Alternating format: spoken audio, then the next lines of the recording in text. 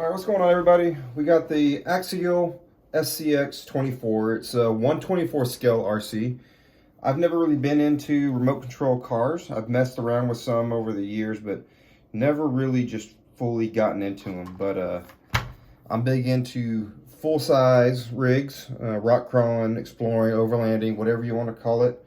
But this is just cool to have inside your house playing and just enjoying a little thing. It's not much bigger than my hands. As you can see, this is a computer mouse.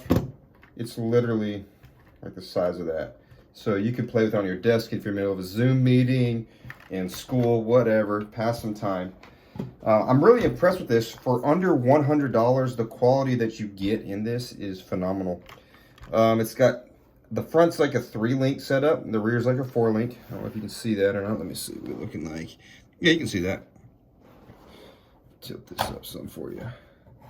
It's my first time ever doing anything like this. All right, there we go. So as you can see, 4-link in the rear, 3-link in the front.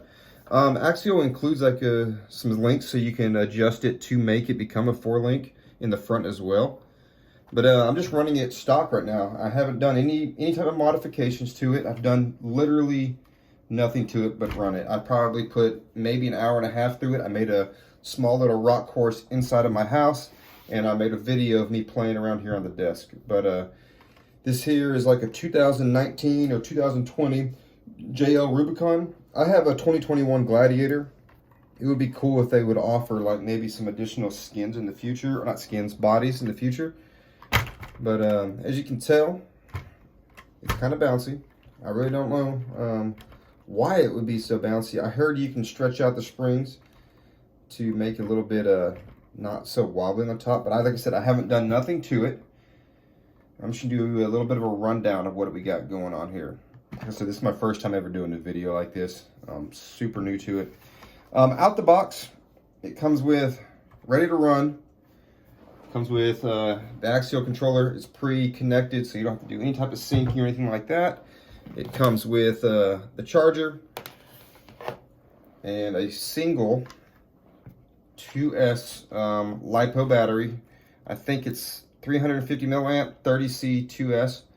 You can just charge it over there on the charger. I'm going to go ahead and take it out real quick so we can go through everything that's inside of here. Charge it while we're at it. People say this charger's no good, but I mean, it's just a little indoor toy. It can't be that bad. I don't take it too serious, but it's pretty cool. All right, so we're gonna break it down. It flips back. You got a pin that goes across to hold the body down. It's got a just a regular steering servo in the front. It's called an AS1. But if you look, before I even play with it, I noticed that right here, I guess this would be like the drop pitman arm or something like that, where it's kind of got all that wobble play in the steering linkage right here. It's got a lot of play to it, and if you can like bend the tires right here.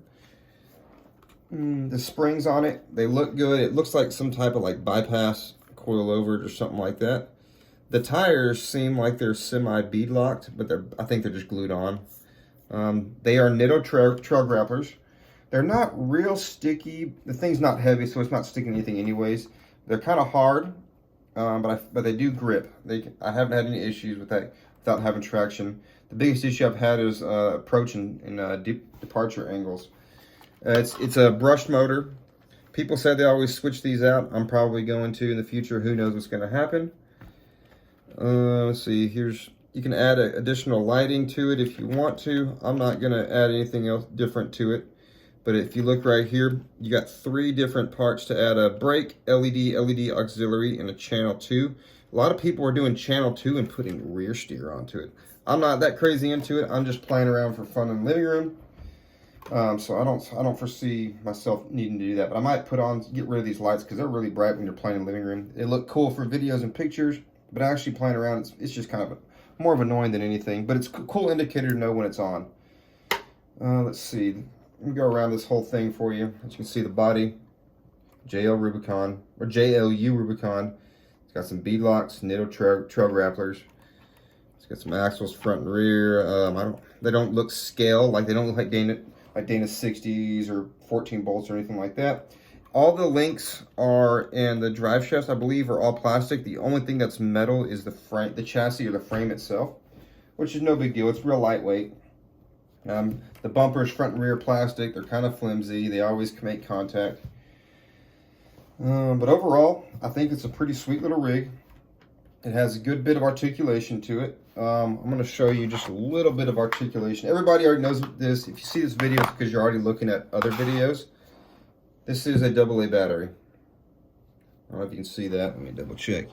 This AA battery is literally the size of the tires. The way that this Jeep looks like, I would say it's probably running 40s. That's how 40s, yeah, 40s in real life what it would be. Let's see. Articulation, you're not quite on top of the tire. If you get on top of the tire, the rear tires start to lift. I don't know how to really measure this for scale RC crawling or anything like that. But it's got some good articulation, and it comes off, starts coming off the ground. The rear tires lifts right about this point. I don't know how to measure it, but that's the max front articulation. I'm going to use my mouse on this side over here just so you can see an example. That's about max. You can get a little bit more articulation out of it, but for this little scale, I mean, it's not a scale crawler. It's just a little toy for in your living room or whatever you want to do with it. It's awesome. Like I said, I'm super impressed with it. I have a little list of upgrades that I'm going to do that everybody recommends. I went ahead and got these brass weights that go, I guess they go behind the wheels onto the nut, and then it's going to go ahead and make it a little bit wider as well. So it's going to add weight, make it wider, help it climb a little bit better. However, I haven't had any issues with it climbing anything that I've been doing. I have another video of me just playing around, but like I said, I've had no issues with it so far. I'm just going to do these mods because everybody else says to do it. If this video was helpful for you, let me know. If not, I don't care. I'll try to post a little bit of updates here and there. This is really enjoyable to me, and it's a lot cheaper than going out and breaking a brand new rig or something along those lines. Anyways, y'all have a good one. Let me know what you think of this video. Bye.